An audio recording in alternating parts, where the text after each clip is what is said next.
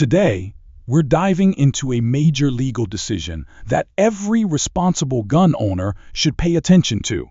The United States Supreme Court recently handed down a unanimous 9-0 ruling that deals directly with the Fourth Amendment, the constitutional safeguard that protects citizens from unlawful seizures, and it specifically addresses how that protection applies when law enforcement uses deadly or excessive force. This is the kind of case that can shape how our rights are interpreted for decades, so it's worth breaking down exactly what happened and why it matters.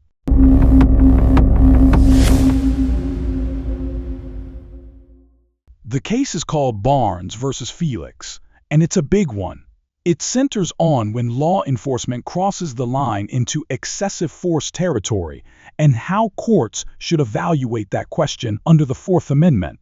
For those of us who carry or own firearms, whether that's a full-size .45 ACP duty pistol, a compact 9mm concealed carry, or even a trusty .22 long rifle plinker, this ruling is critical.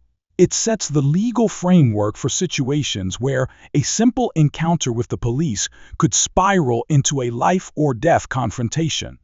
We've all seen news footage of situations where an otherwise lawful, armed citizen finds themselves face-to-face with officers in tense, chaotic moments. Sometimes those encounters end with tragic consequences.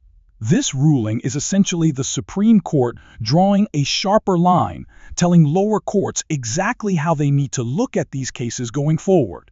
Here's what went down in Barnes versus Felix. Officer Roberto Felix, Jr., working in law enforcement, stopped a driver named Ashton Barnes on suspicion of unpaid toll violations. From the outset, it was a routine roadside stop, no flashing assault rifles, no drawn sidearms, just the usual commands. Officer Felix ordered Barnes to step out of his vehicle. At first, Barnes opened the door like he was going to comply, but in the very next heartbeat, things changed. Barnes suddenly decided to try and drive off. In a split-second reaction, Felix did something unexpected. He grabbed onto the open driver's door, planting himself on the narrow ledge while the car started moving. Imagine that for a moment. Your footing is unstable. You're moving at speed, and the person behind the wheel may or may not care if you survive the next few seconds. In that tense instant, Officer Felix drew his sidearm and fired 2 rounds directly at Barnes, striking him fatally. The car rolled to a stop moments later, the entire exchange lasting only seconds but ending in irreversible tragedy. This case isn't just about what happened on that stretch of road, it's about how the courts decide whether that level of force is justified under the Constitution. And with the Supreme Court now weighing in unanimously, the ripple effects are going to be felt in every future excessive force case from here on out. After the fatal shooting, the family of Ashton Barnes filed a civil lawsuit against Officer Roberto Felix, Jr., arguing that his actions crossed the constitutional line under the Fourth Amendment by using excessive lethal force. The first court to hear the case, the Federal District Court, sided with Officer Felix.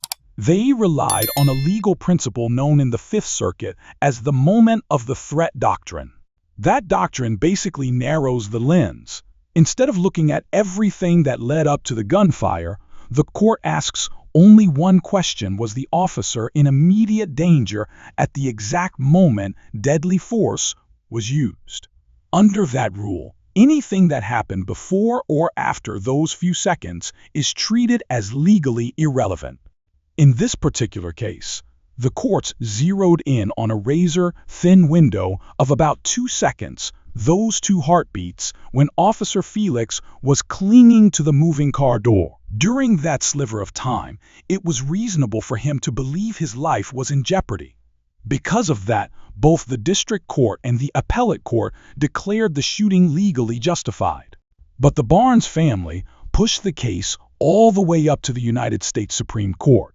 asking the justices to decide if that moment of the threat approach was the right way to analyze a Fourth Amendment excessive force claim, or if something broader should be applied. When the High Court reviewed it, the decision was unanimous, 9 justices to 0. They ruled that excessive force claims must be judged under the Fourth Amendment's objective reasonableness standard, which doesn't just frame the incident at a single instant. Instead, it requires courts to consider the totality of the circumstances, looking at the situation from the point of view of a reasonable officer on the scene. That means everything leading up to, during, and even immediately after the use of force must be part of the analysis. In doing so, the Supreme Court flat out rejected the Fifth Circuit's narrow moment of the threat rule. They made it clear that future excessive force cases must be analyzed in the context of the entire event, not just a split-second snapshot. However, the justices deliberately avoided weighing in on one thorny issue, whether an officer's own decisions that may have helped create the dangerous situation should factor into judging the reasonableness of their later actions.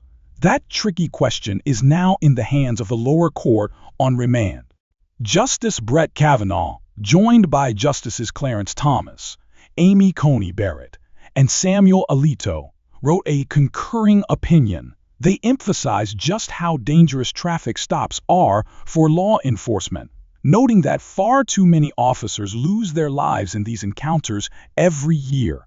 They pointed out that when a driver decides to bolt, whether it's a petty traffic ticket or something more serious, it forces officers into an extremely limited set of options, none of them ideal. Kavanaugh's concurrence argued that this is why the courts must examine the totality of the interaction. In other words, judges should weigh the seriousness of the intrusion on the individual's Fourth Amendment rights against the government's legitimate interest in protecting both the officers on scene and the public at large. This decision doesn't just tweak legal theory, it reshapes the battlefield for every future excessive force lawsuit. And for those of us who care about the Second Amendment, personal defense, and knowing our rights, understanding this shift isn't optional, it's essential. At its core, the Supreme Court made one thing crystal clear: judges can't just freeze the frame at the split second an officer feels threatened. Instead, they must step back and examine the entire chain of events, from the first point of contact all the way through the moment force was used. That broader totality of the circumstances view is now the standard, and it's a major shift in how these cases will be handled going forward. The justices have already issued their mandate, sending the Barnes v. Felix case back to the Fifth Circuit Court of Appeals for a fresh review under this new framework. Now, just to be clear, this doesn't automatically mean Officer Felix will lose on the second round. The appellate judges could still decide he acted within the bounds of the law. The difference is they now have to weigh everything the lead up: the officer's decisions, the suspect's actions, and the actual shooting itself before making that call. Why should this matter to you? Because the Fourth Amendment's shield against excessive force applies to every single American. But if you're a firearms owner, especially someone who carries this decision, carries even more weight. We've all seen high-profile situations where a perfectly lawful gun owner ends up on the wrong side of a badge, sometimes with tragic consequences. Under this totality test, courts now have more room to side with the citizen if it turns out an officer misjudged the situation, panicked, or overstepped. This isn't just legal trivia, it's a landmark ruling that could affect the way future encounters with law enforcement are judged, especially in cases involving responsible gun owners. The Supreme Court didn't just vote on this, they came in unanimous, 9-0. That's as rare as a vintage Colt Python in mint condition. And it sends a loud message: your constitutional protections don't vanish just because the situation got tense.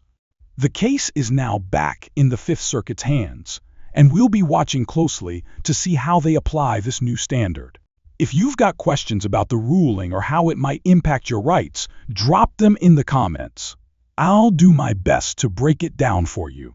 And if you want to support what we're doing here, hitting that subscribe button is one of the best ways. You can also grab my free legal guide over at armscholar.com. As I always say, this country was built by armed scholars, and it's going to stay free the same way. Stay sharp, stay informed, and stay ready.